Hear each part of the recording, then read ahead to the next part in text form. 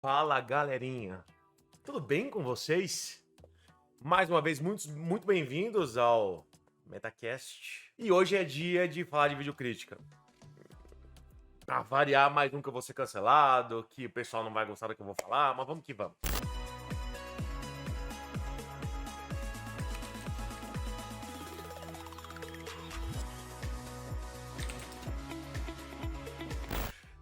Eu tava na gravação hoje do podcast.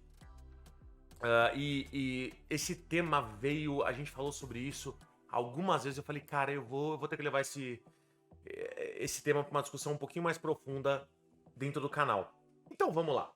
Qual que é o tema de hoje? Eu queria comparar ou falar um pouquinho sobre o sistema bancário, o sistema financeiro que a gente está acostumado versus a blockchain, tá? Ou não é uma crítica especificamente a todos os bancos são ruins, não é isso, mas entender um pouquinho de o que tem errado com o modelo atual que a gente tem, tá? Eu vou tentar não manter muito no economês, mas não tem muito como fugir desse assunto, porque a gente tá falando de economia, a gente tá falando de taxa, juros, retorno, investimento. Então vai ser um vídeo mais voltado para isso, mas eu espero que seja útil para vocês pensarem um pouco antes de tomar qualquer tipo de decisão sobre as suas finanças, sobre seus investimentos e para pensar um pouquinho, será que o que a gente faz hoje faz sentido ou não, tá? Então, vamos lá. O que faz com que o banco tenha lucro? Qual que é o objetivo do banco, né? Basicamente é fazer com que o spread bancário dê para eles lucro suficiente para que eles possam não só sustentar suas operações, mas dar lucro para os seus acionistas. O que é o spread? Nada mais é do que a diferença entre o quanto o banco paga para você deixar o seu dinheiro lá versus o quanto ele cobra para quem pega dinheiro emprestado. Tá, mas o que isso significa? Se você já deixou o dinheiro no banco, na poupança, você sabe quanto que eles pagam por mês. E se você já tentou pegar um empréstimo pessoal no banco, você sabe quanto que eles cobram por mês, em percentual. O spread nada mais é do que a diferença entre o quanto eles cobram e o quanto eles te pagam. Então, se eles te pagam 0,5 por mês e te cobram 1,5 por mês, o spread é 1% ao mês. Isso é o que o banco ganha. Está errado? Não. Não, o spread tem que existir. As instituições financeiras mexem com o spread, né? Elas tomam risco, né? Quando elas emprestam dinheiro para você, elas estão tomando o seu risco de você não pagar, entre tantas outras coisas, e esse risco tem que ser recompensado. E do outro lado, se você põe o seu dinheiro no banco ou na prática meio que empresta o dinheiro para ele, você tem que ser recompensado por esse empréstimo. Quando a gente fala de taxa Selic, né, que é a taxa básica de juros, ou se vocês já ouviram CDI mais tanto, tal, sei lá o quê, esse é o ponto, né? Da taxa básica de juros, que é a expectativa de uma pessoa quando ela coloca esse dinheiro no banco, ou quando ela coloca esse dinheiro com o governo, é quanto ela espera receber de volta por esse dinheiro que a pessoa emprestou pro governo ou pro banco. Beleza? Mas por que eu falei tudo isso? Eu falei tudo isso porque a estrutura de como o spread funciona é a base pela qual a blockchain faz sentido em muitos dos casos. Deixa eu explicar para vocês o porquê. A gente falou hoje, durante a entrevista, sobre se você for uma empresa, se você precisar de empréstimo, né? Você que é uma pessoa física que quer um empréstimo bancário, normalmente você vai tentar esse empréstimo pessoal e dar como garantia o seu carro, ou seja lá o que for, a sua casa, alguma propriedade que você tenha. As empresas são a mesma coisa. Quando elas querem um empréstimo bancário, elas dão como garantia os seus recebimentos futuros, a quantidade de dívidas que os clientes dela têm com vocês, com a empresa, ou os ativos que ela tem. Então, não muda muito como a estrutura funciona, seja você uma pessoa física ou uma pessoa jurídica. Tá? Então, de qualquer forma, a lógica permanece a mesma. Você dá algo como garantia e consegue esse empréstimo. A questão é que, dependendo do tamanho da empresa, a taxa que vai ser cobrada é muito grande. Então, olha, quando uma empresa tem que captar um volume substancial de dinheiro, ela tem que calcular o quanto ela precisa de dinheiro, o quanto ela vai ter que pagar para as pessoas que estão comprando a dívida dela, porque o banco vai vender essa dívida para alguém, muito provavelmente, como por exemplo no fundo imobiliário, que a gente já falou algumas vezes. E ainda, quanto que o banco, a instituição financeira, uma XP, não importa, vai cobrar para poder fazer essa operação. Então, é uma somatória de diversas coisas. Eu vou dar um exemplo aqui, tá? Se você tem uma construtora precisando, sei lá, começar um projeto que vai custar 50 milhões e o banco vai cobrar 10% disso, ou a instituição financeira vai cobrar 10% disso, significa que, pelo menos, você vai ter que subir, levantar 55 milhões, porque desses 55, 5 você tem que já voltar direto pro banco. Só que não é só isso. Porque ao longo do tempo da construção, você vai ter que pagar um percentual de retorno para quem comprou essa dívida. Então, essa quantia vai ser de 55 milhões mais esse retorno, que talvez seja mais 10, 20, 30%, dependendo do tamanho da obra. Então, se você precisa de 50 milhões, provavelmente você vai ter que levantar 70. Para levantar 70, você precisa comprovar fluxo de caixa, você precisa comprovar que você consegue fazer esse dinheiro. Não é simples para uma empresa levantar dinheiro por uma emissão primária. Fazer um fundo imobiliário por si só, você precisa faturar muita grana. Então, o acesso a esse tipo de fundo, a esse tipo de objeto financeiro, não é para todas as empresas, é para empresa muito grande. Então, todo mundo que não bater essas métricas, que não corresponder ao que o banco ou a instituição financeira ou uma XP da vida requer para essa captação, não vai nem conseguir captar de maneira geral. Vocês já sabem logo de cara que na blockchain isso não existe. Uma vez o projeto aprovado e os tokens produzidos, qualquer pessoa pode investir. Então já não tem essa limitação. Nem vou fazer essa comparação básica, tá? Então, do que eu falei até agora, vocês conseguem perceber que, tipo, quem tem acesso a essas captações grandes são as empresas grandes, com faturamento muito grande, que conseguem provar muita coisa. Então não é simples disso acontecer, né? Mas do outro lado, você tem, até bem pouco tempo atrás aqui no Brasil, você não tinha legislação específica, mas a partir de então, alguns anos pra cá, se você for uma startup, você pode captar dinheiro como investidor anjo, com venture capital, private equities, com, enfim, seeders e assim por diante. E qual que é a diferença disso? A diferença é que, ao contrário da captação que eu citei anteriormente, que você tem que pagar mês a mês, mesmo antes de você estar faturando, uma startup ela pode prometer equity, ou seja, percentual da empresa, ou um percentual das receitas que a empresa vai fazer após o momento que ela tiver de fato faturando. Então veja, você vai poder captar esse dinheiro.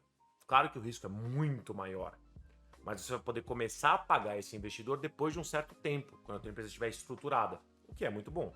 Por outro lado, claro, as taxas de retorno das pessoas que investem nesse tipo de empresa são muito maiores. O investidor ele espera uma taxa muito maior de retorno, porque o risco também é muito maior. É sempre essa compensação, né? Quanto maior o risco, tem que ser maior o retorno. Só que são duas pontas muito díspares, né? E quem tá no meio do caminho? E se você não é uma startup? E se você fatura 50 mil por ano, 100 mil, 1 milhão, 10 milhões, que você não, literalmente, você não se encaixou em nenhum dos dois. E aí? Na blockchain tem como isso ser feito. No mercado tradicional meio que não tem. A lógica do mercado tradicional não permite com que isso aconteça. A crítica que eu tenho para fazer é justamente aí. Por quê? A gente já está na Web 2 há um bom tempo. A gente tem vários instrumentos financeiros. A gente tem uma XP, que é uma empresa gigantesca e maravilhosa, que tem toda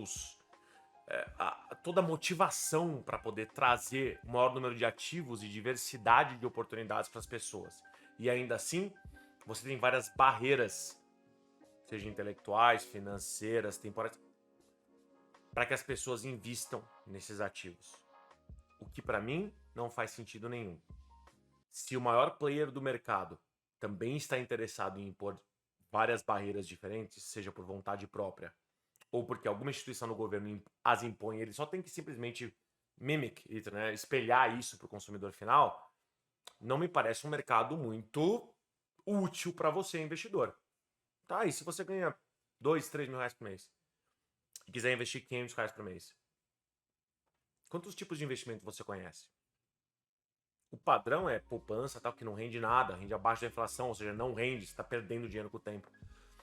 E se você quisesse ter, sei lá, 100 opções diferentes de investimento? Coisa que uma empresa como uma XP poderia passar para você. Um banco genial, enfim. Só que você não tem. porque o mercado ele é limitado em diversas maneiras diferentes.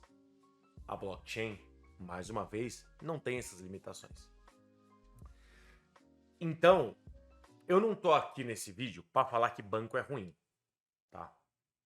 Sem as instituições bancárias, sem as corretoras, sem as exchanges, a gente não teria várias opções que a gente tem hoje para investir, para planejar nosso futuro.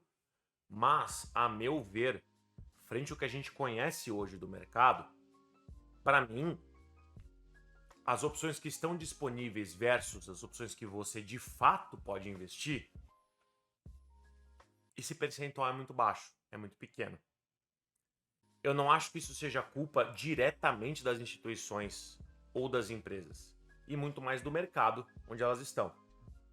E é justamente por isso que eu defendo que a blockchain está aqui para ajudar todo mundo, inclusive essas instituições. Porque da mesma maneira que você vai ter acesso a muitos outros tipos de ativos, dos mais diversos tipos, os bancos, as instituições financeiras, as corretoras vão ter a mesma liberdade de listar os seus bundles, os seus packs de ativos ou cada uma das suas originações dentro da blockchain e tornar isso fácil para o investidor final, para você que às vezes nem sabe muito do mercado. Mas se existissem muitas opções, ia ser muito mais fácil você ver a diferença. Exemplo prático. Se você está no supermercado e você quer escolher uma banana e você tem só um tipo de banana, você vai ver e falar, essa está menos manchada, essa aqui está mais verde, vou escolher essa. Ela é a melhor banana para você? Sei lá. Tirando as brincadeiras aqui. Ela é a mais doce? Ela é a que melhor alimenta? Sei lá. E se você tiver 20 tipos diferentes de banana? Cada uma delas falando para você qual que é o diferencial. Não seria melhor para você escolher? O preço daquela banana não seria menor por estar competindo com várias outras? É isso. Essa é a vantagem do livre mercado. Só que isso também se reproduz para qualquer tipo de ativo financeiro. Se você tiver um sistema, uma tecnologia que provê para você 1 zilhão de ativos financeiros diferentes, eles vão lutar entre si para te dar o melhor retorno, com a melhor tecnologia, com projetos melhor explicados e com mais fundamentação, não só teórica, mas financeira, com as melhores auditorias, para você sempre poder escolher a melhor solução possível. E mesmo assim, se você não tem saco ou não gosta dessa área, e você quiser que um gestor faça isso por você, ainda assim você se beneficiaria. Porque hoje o gestor ele trabalha para o banco, para a corretora. E ele vai te oferecer uma quantidade limitada de ativos, baseada no que a meta deles de trabalho vai impor. Se você colocasse uma pessoa externa para poder fazer isso para você, que ganhasse uma parte dos seus rendimentos, ela iria procurar o maior número de oportunidades possíveis. E na blockchain, essas oportunidades seriam, cara, infinitas. Tá? Então, o objetivo desses vídeos críticas que eu faço para vocês, não é sentar o cacete em uma ou outra coisa, mas é fazer com que vocês pensem um pouquinho sobre como seria diferente o mercado se não tivessem determinados X ou Y erros, ou a falta de oportunidades ou de opções. E esse é um exemplo muito claro. Bom, eu não vou falar nesse momento, sobre corrupção, sobre má gestão.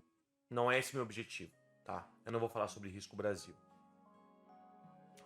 Eu quero simplesmente terminar colocando as mesmas opções, os mesmos tipos de ativos via bancos e corretoras ou via blockchain. Na blockchain é mais rápido, é mais seguro, tem menos intermediários, então pode oferecer melhores retornos e a um menor custo para o originador. A um mesmo ativo. Por que uma pessoa, um investidor, iria escolher pelos bancos e pelo sistema financeiro tradicional? Para mim, não faz sentido absolutamente nenhum. Pensem nisso um pouco. Talvez essa seja a resposta ou a motivação necessária para que você, de uma vez por todas, entre na blockchain. Nem precisa investir nada, tá? O objetivo do canal não é fazer você investir em absolutamente nada. É só você parar para pensar. Será que as opções de investimento que você tem escolhido hoje, será que a maneira como você guarda o seu dinheiro no seu banco é a melhor possível? Será que existem bancos que já dão opções alternativas? Porque tem, viu? Bastante. E tem vídeo sobre isso aqui no canal. Deixem suas dúvidas aqui. Indiquem os amigos. Marca o pessoal. Bota o arroba de todo mundo. Ativa o sininho. Você sabe como é que funciona. Vamos discutir, vamos debater. E quem sabe a gente não faz uma parte 2 desse vídeo. Tamo junto. Abraço.